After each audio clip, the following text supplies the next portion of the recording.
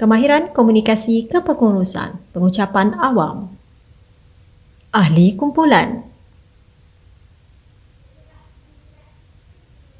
Tujuan pengucapan awam mempunyai objektif, matlamat, visi dan misi.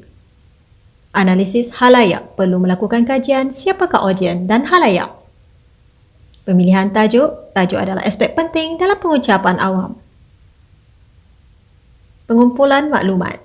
Pengucap perlu tahu isu-isu semasa dan topik.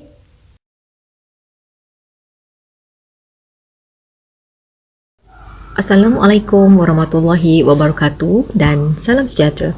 Terlebih dahulu izinkan saya memanjat rasa kesyukuran kehadrat Allah Subhanahu Wa Taala kerana dengan limpah kurnianya maka saya dapat diberi peluang untuk berbicara bersama-sama tuan-tuan dan puan-puan yang dikasihi sekalian.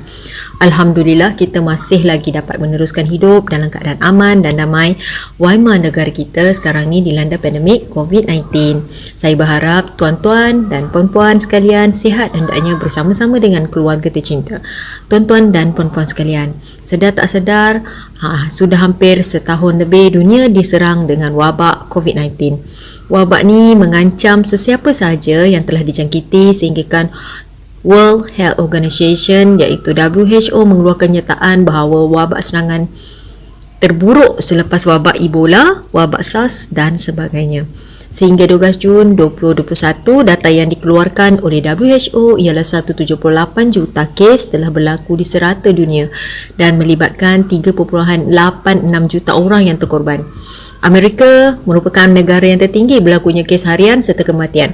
Mengikut maklumat KKM, negara kita, Malaysia, sehingga waktu ini wabak ni telah pun menyebabkan seramai 4,348 orang terkorban daripada 691,000 kes harian dilaporkan.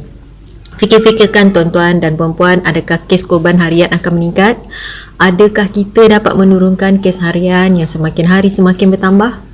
Adakah kita mampu menang untuk memutuskan rantaian jangkitan wabak yang sedang menggila ni? Tuan-tuan dan puan-puan sekalian, apabila Perdana Menteri kita Tan Sri Muhyiddin Yassin mengumumkan Perintah Kawalan Pergerakan PKP, setiap hari Perdana Menteri terpaksa membuat perutusan khas pada hari berikutnya dan merayu supaya rakyat mengawal serta mengurangkan pergerakan supaya COVID-19 tidak terus merebak kepada orang lain. Tak cukup dengan tu, pihak kerajaan turut menggunakan artis-artis yang berpengaruh seperti Datuk Seri Siti Nurhaliza untuk membantu kerajaan dalam memberi khidmat sosial masyarakat dan merayu supaya rakyat Malaysia terus stay at home dan tidak pulang ke kampung. Malah Ketua Pengarah Kesihatan Malaysia turut merayu supaya masyarakat dapat membantu dengan tidak menambah bilangan kes di hospital. Pihak media sama ada radio, televisyen, akhbar, media sosial memainkan peranan masing-masing untuk membantu kerajaan dalam mewawarkan kempen stay at home demi untuk mengurangkan penambahan kes positif berjangkit di Malaysia. Namun tuan-tuan dan puan-puan yang dikasihi sekalian, di manakah peranan dan tanggungjawab kita sebagai rakyat bagi membantu dalam membasmi penularan wabak COVID-19 ini? Tepuk dada, tanya selera. Pihak kerajaan juga mengarahkan rakyat untuk kekal berada di rumah masing-masing dan mengurangkan pergerakan selama 14 hari sahaja selain menjaga kebersihan diri sebagai langkah pencegahan. Namun masih ada segelintir rakyat yang membuka gerai untuk jualan, bersukan dan bersia-sia. Di manakah peranan kita sebagai rakyat yang prihatin bagi menyokong tindakan kerajaan dalam membasmi virus ini? Janganlah kita bersikap pentingkan diri kerana kita fikir sihat tetapi tanpa kita sedar kita adalah pembawa virus tersebut. Pelbagai cara awal telah diwujudkan oleh pihak kerajaan melalui jabatan-jabatan kerajaan yang dipertanggungjawabkan untuk memastikan agar wabak COVID ini terkawal. Pihak kerajaan juga memperketatkan syarat-syarat pergerakan serta untuk rentas negeri, namun masih ada yang berdegil dan cuba untuk mengatasi undang-undang serta SOP yang telah dibuat. Tuan-tuan dan puan-puan sekalian, sejak pandemik melanda negara kita, beberapa tokoh-tokoh ekonomi menyatakan rasa kebimbangan mereka terhadap pencapaian ekonomi negara, khususnya berkaitan dengan syarikat-syarikat pelaburan berkaitan kerajaan GLIC dan syarikat-syarikat berkaitan kerajaan iaitu GLC. Dua punca tersebut adalah kesan pandemik COVID-19 terhadap ekonomi dan kelemahan pengurusan syarikat tersebut.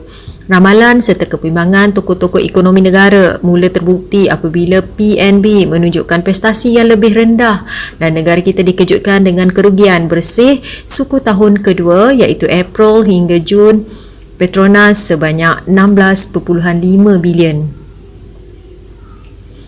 Tuan-tuan, puan-puan, saya percaya dan yakin orang ramai sudah tahu yang sektor perbankan mengalami masalah besar akibat pengucupan ekonomi kesan Perintah Kawalan Pergerakan PKP dan beban yang jatuh ke atas bahu bank berikutan pelaksanaan moratorium pembayaran balik hutang di bawah pakej rancangan Kerajaan Perikatan Nasional iaitu Menteri Kewangan Datuk Seri Tengku Zafrul Abdul Aziz memaklumkan pada 2 September bahawa jumlah yang terbabit di bawah pakej tersebut mencapai 78 bilion. Apa yang dapat saya simpulkan ialah prestasi GLIC, AMNY dan sektor perbankan khususnya akan memberi kesan besar kepada ekonomi negara dan kebajikan pelabur kecil menabung melalui skim saham amanah seperti yang dikeluarkan oleh dan puan-puan yang saya hormati. Pihak kerajaan sentiasa mengambil berat tentang kebajikan rakyat serta tak pernah melupakan jasa-jasa petugas barisan hadapan yang sentiasa bertungkus lumus bagi mengekang wabak COVID-19. Antara bantuan yang diberikan oleh pihak kerajaan ialah seperti bantuan bil elektrik.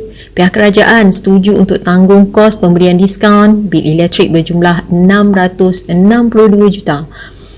Kepada pelajar yang telah tamat belajar, PTPTN telah memberikan penangguhan pembayaran pinjaman. Pihak bank telah pun bersetuju memberikan moratorium kepada para peminjam dan juga dilanjutkan kepada satu jangka masa kepada golongan B14 yang terjejas pendapatannya ketika COVID-19. Pihak kerajaan juga telah meluluskan sebanyak 160 juta sebagai bajet tambahan yang disalurkan kepada 26 hospital untuk membeli ubat-ubatan, peralatan dan lain-lain lagi. Dan puan-puan sekalian, ada pihak cuba mengambil-kepikan kemarahan rakyat dengan menyatakan bahawa pihak kerajaan kita begitu lambat untuk memberi suntikan vaksin kepada rakyat. Saya mohon kepada tuan-tuan dan puan-puan yang bijaksana supaya tidak mudah terpedaya dengan dakwah-dakwah serta hasutan fitnah yang dibawa oleh golongan-golongan yang ingin menjatuhkan pihak kerajaan yang sedia ada. Petik daripada maklumat yang dikeluarkan oleh Jawatan Kuasa Khas Jaminan Akses Bekalan COVID-19, seramai 3,8,429 rakyat Malaysia telah divaksin sehingga 31 Mei 2021. Daripada jumlah tersebut, 1.9 juta telah mendapatkan dos pertama suntikan vaksin COVID-19, manakala 1.1 juta telah melengkapkan dos kedua. Pihak kerajaan telah mensasarkan dan memastikan seluruh rakyat dalam negara ini akan divaksinkan sepenuhnya. Justru saya memohon sekali lagi kepada tuan-tuan dan puan-puan sekalian untuk terus bersabar. Ini kerana pihak kerajaan kekurangan kaki tangan yang dibekalkan oleh pihak KKM. Namun begitu, pihak kerajaan sentiasa komited untuk memastikan seluruh rakyat dalam negara ini akan divaksin sepenuhnya menjelang 2022 nanti.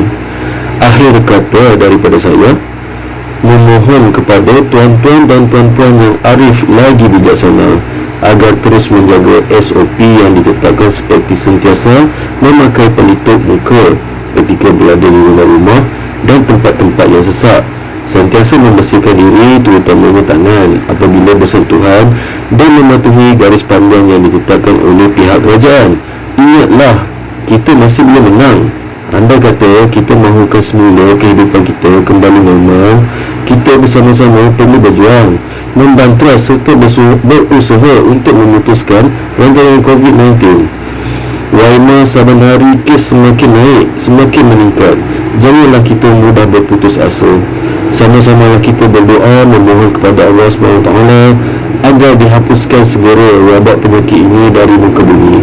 Ingatlah, tiada apa yang mustahil untuk dilakukan, cuma ia terpulang kepada diri kita.